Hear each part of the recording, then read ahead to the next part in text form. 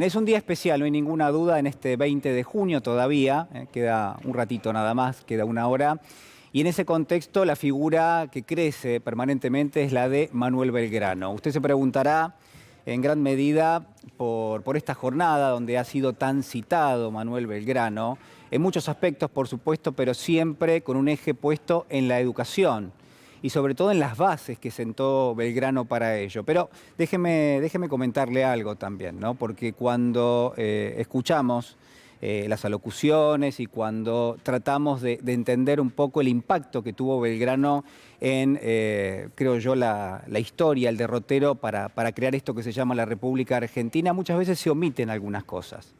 Y me parece que esta noche es interesante para hacer eso que Francisco de Quevedo, el genial poeta español, solía decir, ¿no? Que mencionaba que leer es escuchar con los ojos a los muertos, que leer es escuchar, prestar atención a aquello que quienes nos han precedido en ese camino de la vida, pero también en este caso particularmente en el camino de pensar cómo erigir un país, cómo conformar justamente la base de lo que iba a terminar siendo una nación.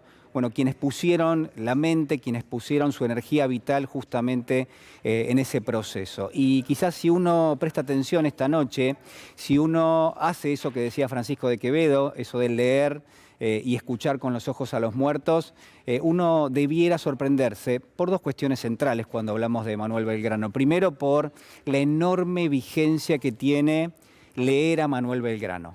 La enorme vigencia. ¿En dónde? Dice usted, bueno, mire, en dos registros fundamentales. Por un lado, eso que se llamó las memorias del consulado, y que ahora le voy a explicar bien de dónde viene. Y en segunda instancia, por muchos artículos que escribió, pero sobre todo por una serie de artículos que terminó publicando en el Correo de Comercio. Usted me va a preguntar la fecha. Bueno, yo le diría a partir de la segunda parte de 1810. Sí, así como lo escuchó. En la segunda parte de 1810, Manuel Belgrano va a trabajar sobre una serie de artículos que tienen unas ideas realmente muy relevantes. Yo le decía la sorpresa por la vigencia. Por la vigencia que tienen las ideas de carácter económico y de carácter político de Manuel Belgrano, pero sobre todas las cosas la sorpresa por el olvido que se le ha prestado a esa parte, a ese perfil de este verdadero, yo diría, patriota, padre de nuestra patria. Padre de nuestra patria. No voy a hablar esta noche, como usted se dará cuenta, de ese Manuel Belgrano que sentó las bases de la educación. Tampoco voy a hablar del militar, o en todo caso de aquello que siempre generó fascinación, ¿no? Como una persona que tenía una formación de carácter intelectual termina haciéndose cargo del gran ejército del norte, termina teniendo victorias fundamentales en la historia de la independencia de la Argentina, como fueron Salta y Tucumán, y también termina generando eso que es una especie de proeza militar y que se llamó el éxodo jujeño. No vamos a hablar de ese Manuel Belgrano, a pesar de que obviamente sería muy interesante, por lo menos no lo vamos a hacer en este momento del programa, probablemente lo hagamos en algunos instantes nada más. Me interesa, como le decía, ese Belgrano, el que dejó la estela, el que dejó el registro en las memorias del consulado. Es el Belgrano que estudió en España, en las universidades de Salamanca y de Oviedo. Es el Belgrano que tomó cursos de Derecho Comercial y que se recibe de abogado, pero que también toma cursos de Economía. Y a partir de allí empieza, creo yo, lo que es un derrotero vinculado a las ideas de carácter económico y, por supuesto, social. Belgrano es enviado a esta parte del planeta y es designado secretario de lo que era el consulado de la monarquía española. Es decir, es el propio rey el que lo envía a Belgrano a estas tierras a ocupar la secretaría del consulado aquí en Buenos Aires. Y es a partir de ese ejercicio que era de carácter burocrático, porque todo secretario de un consulado lo que tenía que hacer era redactar las memorias. Las memorias eran un poco el análisis que hacía Belgrano en aquel momento y en todo caso las recomendaciones que le daba a la corona española. ¿Para qué? Bueno, para facilitar el comercio entre la metrópoli y lo que eran estas colonias, ¿no? Cómo generar mayor comercio. Y Belgrano va a hacer una especie de viaje, ¿no? Va a partir de lo que eran las recomendaciones para generar mayor comercio a la idea de sentar las bases de carácter económico de lo que potencialmente iba a ser una tierra independiente, pero sobre todo una tierra soberana. Esto era lo más importante. ¿Qué le pasa a Belgrano en esos años donde ocupaba el consulado? ¿Qué es lo que le termina ocurriendo? Bueno, y él lo va a dejar escrito. Va a decir que le parece que acá lo único que interesa es el contrabando, que es consolidar el contrabando, consolidar los monopolios u oligopolios. También va a terminar diciendo que en gran medida el único interés que tienen las burguesías locales es concentrar riqueza y concentrar las tierras, que eran justamente el instrumento para generar esa misma riqueza. Es decir, va a ser totalmente crítico con la situación de carácter económico que se atravesaba en este lugar, aunque claro está, la propia corona española se debatía. ¿Qué le convenía? ¿Le convenía tener una burguesía adicta justamente al poder español, o en todo caso le convenía tener una burguesía que se preocupase por generar mayor cantidad de activos, pero sobre todo un mecanismo de carácter económico que le permitiese reponerse de lo que era un rol relativamente pasivo en el comercio internacional?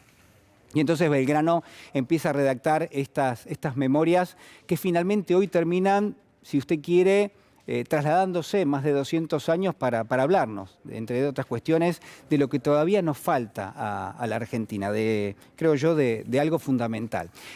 ¿Cómo uno podría resumir, cómo uno podría sintetizar las ideas de Manuel Belgrano? Mire, hay, creo yo, un concepto fundamental, un concepto que aún hoy tiene vigencia. Belgrano va a decir, no hay que hacer tanto lo que las grandes potencias dicen que hay que hacer, sino que hay que hacer lo que las grandes potencias de la época hacen.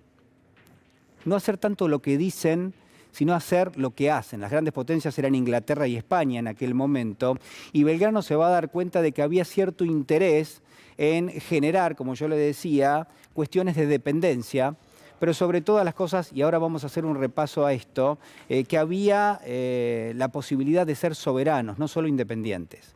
Y sobre esto es sobre lo que Belgrano va a marcar una diferencia sustancial. Va a decir, es importante la proeza militar, es importante conseguir la independencia de carácter militar, pero es más importante, una vez ocurrido esto, trabajar sobre la soberanía de carácter económico. Sobre eso es lo que referencia a Belgrano como un eje sustancial.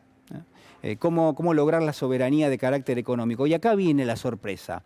Yo quiero que usted preste atención a una especie de decálogo que hemos preparado con las ideas de Manuel Belgrano y que haga el ejercicio conmigo esta noche de pensar si mucho de esto no referencia, por ejemplo, a lo que mencionó más temprano la vicepresidenta Cristina Fernández de Kirchner, y si también no hace referencia a los problemas que enfrenta la Argentina en este momento. No está escrito ahora, no está escrito esta semana ni la semana pasada, está escrito hace muchísimo tiempo. Mucho de esto está escrito en 1810. Algunas de las cuestiones que me parece importante para señalar esta noche, usted las va a ver en pantalla, y me parece que es importante para tenerlo más claro. Bueno, Belgrano decía, hay que generar crecimiento económico a través de la demanda doméstica. No lo dice el analista económico de la semana pasada, lo dice Belgrano. Dice, el factor de crecimiento es la demanda agregada, la demanda efectiva, dice Belgrano particularmente, pero es la demanda doméstica. Es decir, hay que generar crecimiento a partir de ese elemento.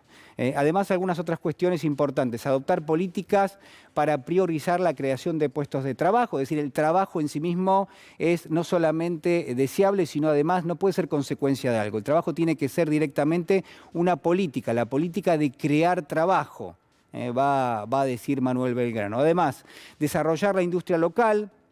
Sobre esto va a poner un ojo fundamental. ¿Por qué? Bueno, porque empieza a hacer los análisis de la época y se va a dar cuenta de que la monarquía española destinaba para sus colonias, por supuesto, uno de los factores fundamentales, que era la provisión de materias primas, pero que no estaba interesado en generar demanda agregada en el lugar, ni siquiera en agregar valor a lo que eran esas cadenas, muy, muy precarias, por cierto, en aquella época, pero todavía ya empezaba a notarse la diferencia fundamental entre lo que era la revolución de la época, esto es la agricultura, y lo que ya proyectaba y Belgrano imaginaba como la revolución industrial, la primera fase de la revolución industrial, porque tardaría mucho tiempo para llegar a la segunda fase definitiva y por supuesto mucho más profunda. Algunos elementos más que me parece importante para compartir con ustedes esta noche. ¿Qué decía Belgrano? Sumar valor agregado a los productos primarios, controlar las importaciones, tener una baja tasa de interés para fomentar el desarrollo, Me quedo con controlar las importaciones porque ahí hay algo que a mí me parece importante también para destacar esta noche, que es la posibilidad de administrar el comercio exterior, ¿no? Decía Manuel Belgrano, bueno, cuando uno exporta las materias primas, en definitiva, quien la trabaja es el país de destino al cual uno exporta la materia prima. Es decir, el trabajo se crea en ese lugar de destino, no se crea donde se produce la materia prima.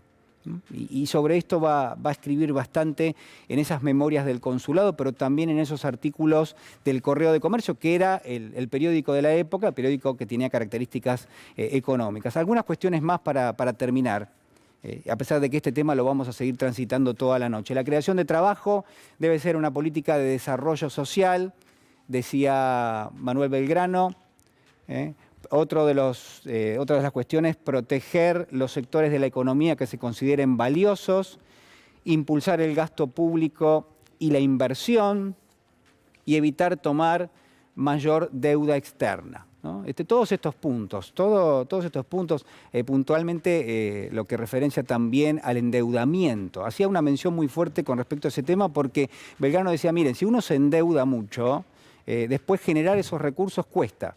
Y cuesta tanto que en algún punto uno no obtiene esos recursos y no sube la tasa de interés. Y cuando uno sube la tasa de interés, eso impacta negativamente en la actividad económica. Y por ende entonces no se puede recrear eso que denominamos demanda efectiva. Ataba un poco este razonamiento. Uno podría pensar con el correr del tiempo, más de 2 centurias, que quizás en este punto la economía se volvió más compleja. Yo estoy seguro que sí, pero si hay algo que sorprende no es solamente la vigencia, como yo le decía, sino también el olvido que se ha trazado en muchos aspectos relacionados con este tema, olvido que a mí me parece importante nuevamente destacar.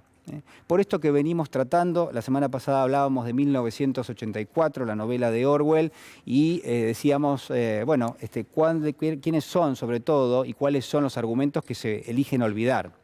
Y quiénes son los que escriben la historia, en definitiva, ¿no? Y cuando uno hace este rastrillaje, cuando uno hace esta investigación, se encuentra con que el propio Manuel Belgrano ya hacía mención, para terminar, con una figura que es bastante relevante y que hoy también se estudia del lado de la heterodoxia económica, que es eso que algunos denominan tirar abajo la escalera, ¿no? Belgrano decía, bueno, no hay que hacer tanto lo que dicen, sino lo que hacen las grandes potencias.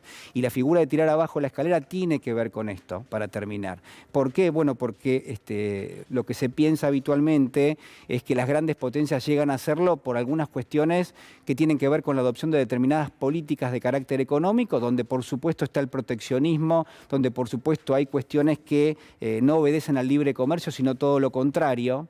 Y quizás en ese punto muchas veces la historia de esos países no termina contando cómo es que se llega a ese desarrollo económico. Lo que hacen es tirar abajo la escalera para que nadie vea cómo llegaron hasta arriba.